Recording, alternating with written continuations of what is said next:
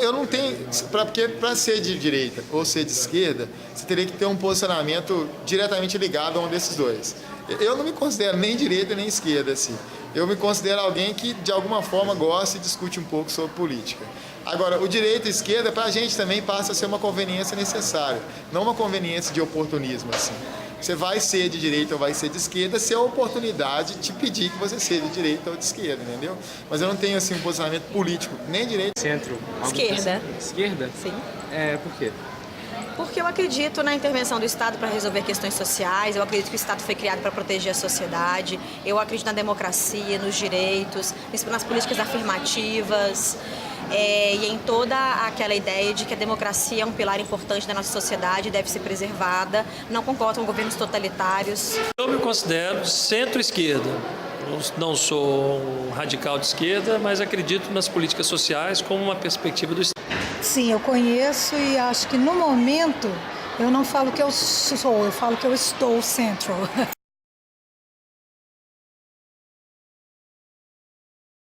Pode começar. Numa abrangência política resumida, você tem no impeachment, pelo menos, o mínimo de sensibilidade política promovida nos nossos atuais políticos.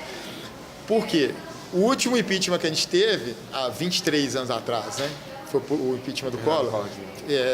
Você tem aí um espaço enorme, não que a gente tivesse que ter um impeachment todo ano, mas teve um espaço enorme para ter uma discussão, vamos dizer assim, vazia a respeito da possibilidade de que ocorresse alguma punição para políticos de algum jeito corrupto. Não estou dizendo que a nossa ex-presidente foi corrupta, não. Mas qualquer tipo de atividade política promovida, que seja algo que vá contra aos princípios que um político deveria ter, né, na sua posição de político, pelo menos serve para sensibilizar os que estão sendo observados, no mínimo. Que existe pelo menos um povo fora que está olhando o que efetivamente eles estão fazendo, e se não tem um povo, tem no mínimo um Ministério Público que acompanha o tipo de atitudes que eles têm. Então, assim, serviu pelo menos para sensibilizar de forma política correta os nossos políticos atuais. Correto? Eu acho que é muito complicado discutir isso agora, porque ele acabou de acontecer e a gente está vivendo um momento. Existem muitas coisas que estão nebulosas no impeachment, né? Algumas pessoas, inclusive os próprios juristas, estão divididos. Alguns juristas entendem que o impeachment foi correto porque há crime, outros entendem que não é correto porque não há crime. O que eu acho complicado é que na atual conjuntura política, o impeachment, eu acho que ele rompe com a lógica democrática. Pode haver um precedente muito sério para outros presidentes que virão com posturas que podem desagradar o Congresso Nacional. E o que me soou muito estranho pós-impeachment foi a legalização das pedaladas. Ou seja, o que era crime anteriormente, inclusive levou um presidente ao impeachment, depois foi legalizado. Então eu ainda não tenho uma clareza sobre esse processo, mas tenho uma tendência a acreditar que ele foi injusto. O processo jurídico, para mim, teve alguns vícios e o processo foi muito mais político do que jurídico. Por isso, a cassação da Dilma, na minha opinião, foi um processo de natureza política ligado aos interesses de mudança na diretriz política e econômica desse país. Foi mais um processo político do que um processo jurídico. Não concordo com a cassação da forma como foi. Tem os dois lados. Tem os pontos corretos, plausíveis, que justificam uma investigação, mas, por outro lado, tem também um uso inadequado de um poder, das pessoas que estão no poder, para poder retirar uma outra em função de interesses próprios. Então, eu não digo que nem que ele foi adequado e nem inadequado. Eu acho que ele talvez tenha sido injusto pela forma que foi conduzido.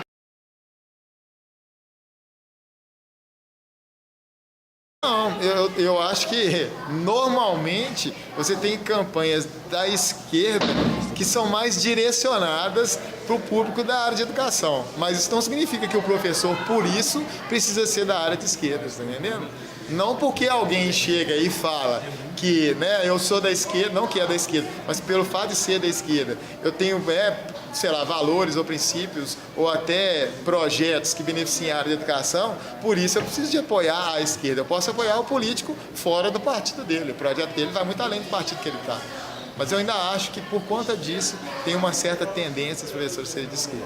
Acho que não. Acho que tem muitos professores que são de centro, muitos professores que não têm nenhum posicionamento político definido, até às vezes por falta de conhecimento ou porque não gostam de se envolver com política. Não acho que necessariamente há uma tendência para um lado ou para o outro. Os professores de humanas, na sua maior parte, eles, como têm um contato grande com a literatura, né, não só de esquerda, de direita, eles tendem a ter um viés social, uma visão social. E aí acaba que há uma interpretação de que isso é uma visão de esquerda, porque criou-se uma ideia equivocada de que quem defende o social é de esquerda e quem defende o mercado é de direita. Não necessariamente. Não, eu acho que não. Eu acho que os professores, eles têm como por profissão e necessidade, uma necessidade da profissão, eles têm que ter muita informação, estarem antenados, ler muito, acompanhar muito o jornal, para até utilizarem isso em seu benefício nas aulas. E por causa disso, há uma tendência a uma manifestação para um lado ou para o outro.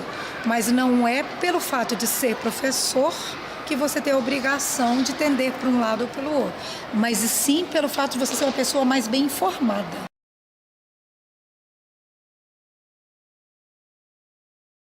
Não, eu acho que existe, talvez um professor ou outro, ele pode ter um posicionamento mais abrangente em alguma das duas direções.